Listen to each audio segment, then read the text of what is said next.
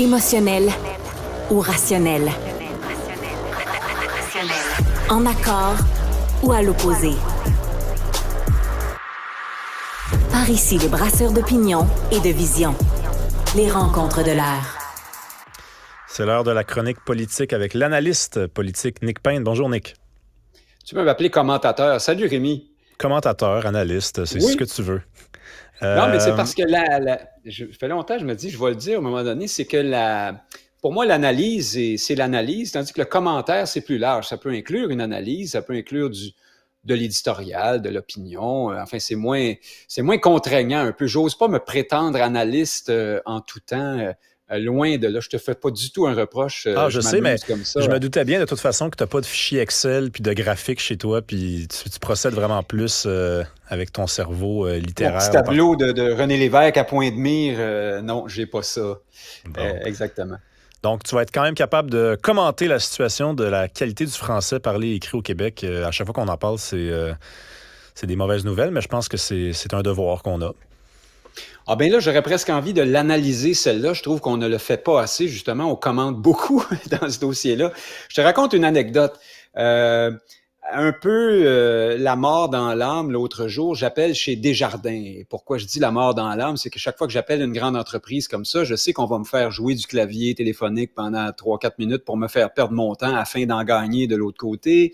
La machine va se tromper. Si je finis par tomber sur quelqu'un qui parle raisonnablement bien français, la personne va accrocher un piton, puis elle va couper la ligne sans faire exprès. Il va falloir que je recommence. Enfin, on est nombreux à connaître ce genre de petits périples dans les relations avec les grosses business.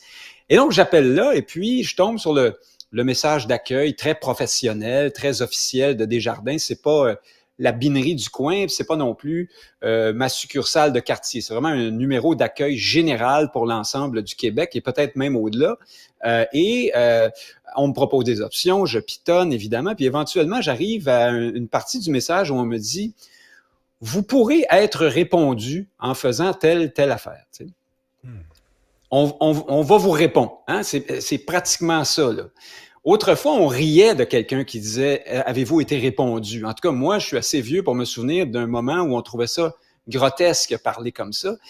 Là, c'est Desjardins. En plus, c'est Desjardins. Hein? C'est même pas Scotia ou la Banque nationale ou je sais pas. Non, c'est vraiment le fleuron québécois entre tous, ou en tout cas parmi... c'est Desjardins ou ChatGPT qui t'a répondu ça? C'est l'un ou l'autre. Oui, bonne question. Non, je reconnaissais la voix très officielle. Tu sais, ces compagnies-là font affaire avec des services privés là, qui produisent ce genre de messages-là. C'est souvent, on a l'impression que c'est la même madame d'une compagnie à l'autre ou le même monsieur. C'est un humain qui parlait.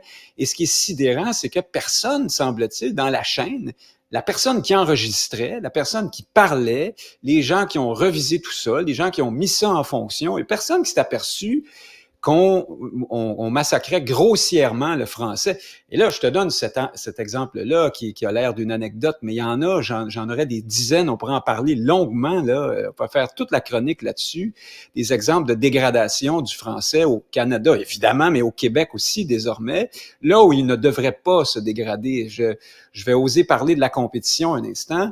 La première chaîne de Radio-Canada, là où on pouvait s'attendre autrefois à la meilleure qualité de français possible. Là, on est rendu loin là, de Pierre Nadeau, puis de Simon Durivage, et puis même de Lise Payette, ou des personnes qui ont brillé à Radio-Canada autrefois. Il y a souvent maintenant des personnes qui parlent de l'aéroport, puis ça n'existait pas ça avant. Je ne suis pas un vieux croulant qui est en train de dire « Ah, dans le bon vieux temps ». Non, il y a vraiment une dégradation générale du niveau, je trouve, et de notre volonté de faire en sorte que notre langue soit bien parlée, déjà dans nos médias, mais aussi à l'école. Dernier exemple, le premier ministre Trudeau et son gouvernement ont effacé l'utilisation du pronom « nous ». Lorsque Trudeau fait des adresses très solennelles aux Canadiens, il l'a fait beaucoup pendant la pandémie, mais il le fait régulièrement, jamais il ne va dire « nous allons prendre les mesures nécessaires afin de contrer ce fléau, telle affaire ». Non, il dit « on ». On va travailler à faire... comme un enfant, quiconque maîtrise un peu le français, c'est que, minimalement le français, c'est que « on » exclut la personne qui parle et désigne généralement des personnes inconnues ou indéfinies, abstraites. Quand le premier ministre dit « on va travailler », ça marche pas. Il parle de lui, de ses équipes, de son gouvernement. Ça serait le minimum qu'ils disent « chers mes concitoyens, nous allons faire ceci, nous nous engageons dans telle voie », pas « on va ». Comme un enfant en première année, comme dans le langage familier, on a le droit de dire Exactement. ça. « Hey, on va-tu prendre une bière? » Pas le premier ministre quand il annonce une mesure importante de son gouvernement, mais c'est pas grave. Personne ne relève ça. Ah, j'en ai un autre. François Legault, difficile. C'est difficile. Ça fait 25 ans que François Legault dit ça, tout le monde s'en fout. Aurais-tu imaginé Jean Lesage, Robert Bourassa, Jacques Parizeau, même Pauline Marois, baragouiner comme ça, c'est impensable. On a l'air d'une bande de provinciaux de fin de semaine lorsque À la limite, les même nouvelles Philippe sur le Couillard. Québec... Même Philippe Couillard n'aurait pas dit ça. Exactement, lui qui disait il faut apprendre l'anglais, il faut que les ouvriers dans les usines parlent anglais au cas où le patron rentrerait. Même lui avait plus de fierté à parler français. Fierté, c'est là que je voulais aller. Je pense que alors qu'on... Ah, puis j'aurais pu, pardon, je m'étends un peu, mais j'aurais pu parler de toutes ces manifestations de perte de prestige et de volonté de bien parler français qu'on peut lire à travers les futurs professeurs qui veulent qu'on baisse les critères pour le passage des épreuves de français. C'est hallucinant. Les profs de français qui veulent qu'on rende plus facile de toutes sortes de règles, notamment ayant trait au participe passé. Je sais que dans certaines conditions, ça peut être complexe, mais franchement, les pommes que j'ai mangées, accent aigu, ES, là, c'est pas difficile d'apprendre ça. Et c'est une plus-value dans la langue. Ça, c'est des mesures, c'est des règles comme celle-là qui font que le français est une langue précise et qu'elle a sa spécificité à travers ça. Il y a aussi la conviction au Québec, là, on entend ça souvent. Ah, c'est tellement difficile le français. C'est une langue tellement difficile. Si tu te renseignes un peu, tu lis par exemple des linguistes comme Claude Agege, un célèbre linguiste français, qui dit non, le français n'est pas difficile du tout. Le grec, l'arabe, le russe, l'anglais, selon lui, sont des langues plus difficiles que le français pour toutes sortes de questions de prononciation, puis d'orthographe, puis d'exception aussi. Alors, nous, on se fait croire là que notre langue est un fardeau, une épreuve, presque une gêne. Et je pense que alors que des gens comme le ministre Drainville, par exemple, se fendent en quatre pour essayer de trouver des raisons dans le système d'éducation, il y en a sans doute. Je pense qu'il y a un problème qui a trait à notre situation politique, au déficit d'estime de soi du Québécois francophone, davantage là qu'à des... En tout cas, on peut pas... Je trouve qu'on élude cette question-là quand on s'attarde à la problématique de la qualité du français au Québec. On fait comme si ça n'existait pas, alors que nous présentons toutes les caractéristiques d'une communauté qui est en train de perdre sa langue, dans notre cas, parce qu'elle est dominée politiquement, parce qu'elle n'a pas en main les leviers de son développement. Moi, ça m'apparaît évident. Je suis toujours étonné qu'on n'aille pas là. Quand on parle de la qualité du français, on dit juste « Ah, il y a un problème à l'école, là, on va essayer de régler ça ». On ne va pas plus loin. C'est une erreur, à mon point de vue. Oui, puis jusqu'à tout récemment, une langue, c'était pas juste une façon de communiquer, c'était un regard sur le monde, c'était une saveur dans le monde. Tu sais, on parle beaucoup de diversité, mais le fait de parler français en Amérique, c'est ça l'apport du Québec dans la diversité nord-américaine ou même américaine et sud-américaine. C'est notre apport sur ce continent-là, c'est la langue française. Donc, quand on n'est pas capable ou qu'on n'a plus envie de donner de l'affection à cette langue-là, ben c'est qu'on ne s'aime plus.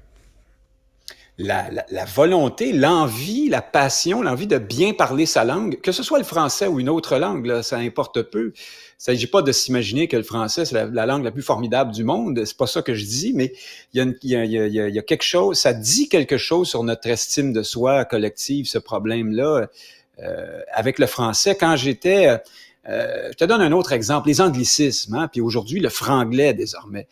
Les gens de ma génération se plaignent beaucoup, et les plus vieux, de la franglisation des jeunes. C'est très présent à Montréal maintenant. Moi, j'ai des amis qui sont par ailleurs de grands souverainistes ou de grands nationalistes, dont les enfants adolescents vivent en anglais essentiellement à Montréal ou en franglais.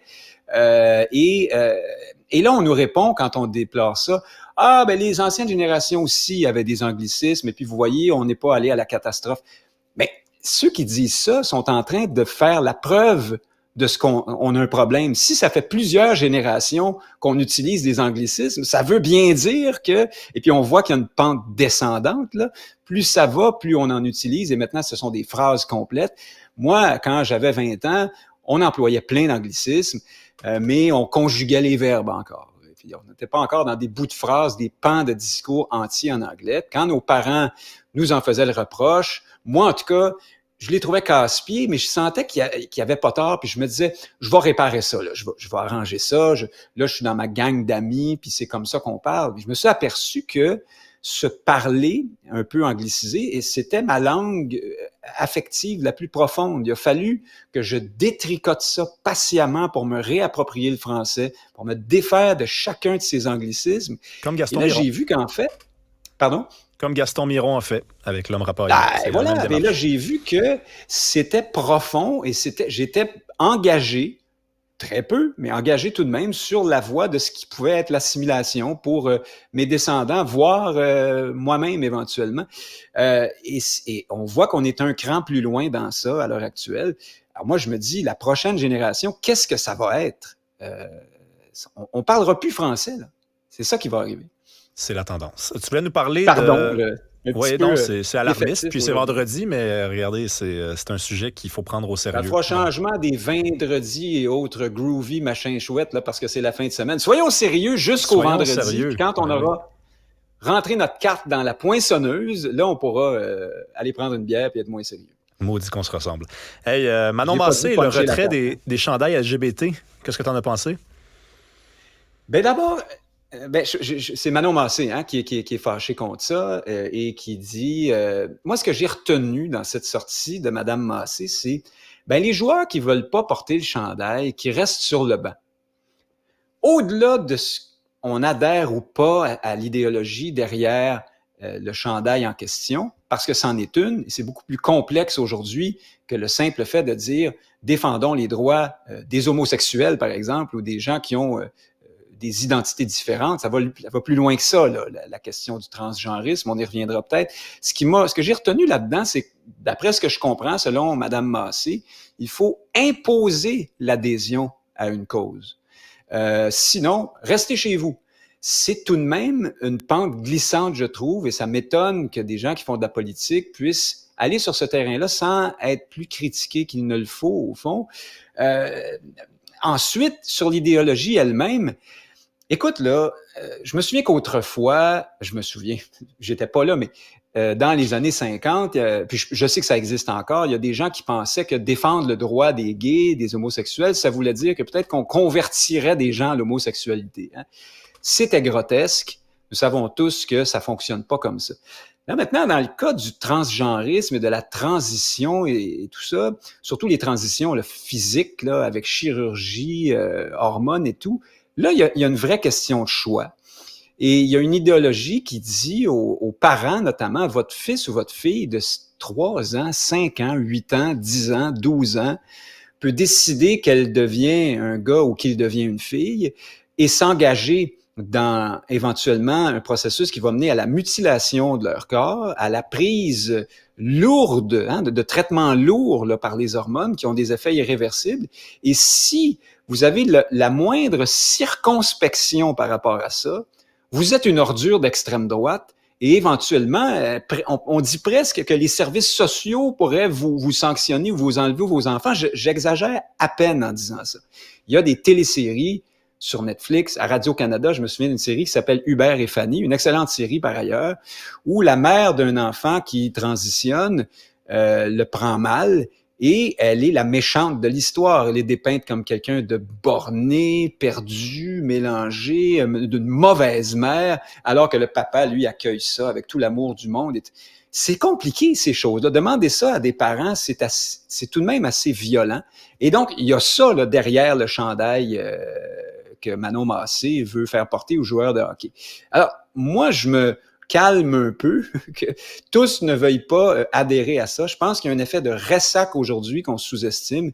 Est-ce que l'Amérique, incluant le Québec pour le coup, là, est un endroit où les transgenres sont ostracisés, maltraités, mal pris, à ce point que tout à coup, là, il y a une cause urgente qui fait que il faut que tout le monde adhère, puis ça finit là? Ou est-ce qu'on n'est pas devant la religion woke et son besoin de montrer sa vertu et de traiter tout le monde de phobe, de raciste et de ceci et de cela. Je pense que on va un peu là, et il y a un ressac face à ça. Ce qui est arrivé à Bud Light en témoigne bien aussi, là, cette compagnie de bière qui s'est associée à une transgenre vedette instantanée de TikTok pendant la pandémie, là, totalement vide par ailleurs. Je pense que ça relève plus d'une forme de ressac contre cette nouvelle gauche-là, donneuse de leçons, que d'un vrai sentiment profond de haine à l'endroit des minorités sexuelles. Même si ce sentiment-là existe aussi et que c'est un problème auquel il faut s'attarder. Assurément, je dis pas le contraire.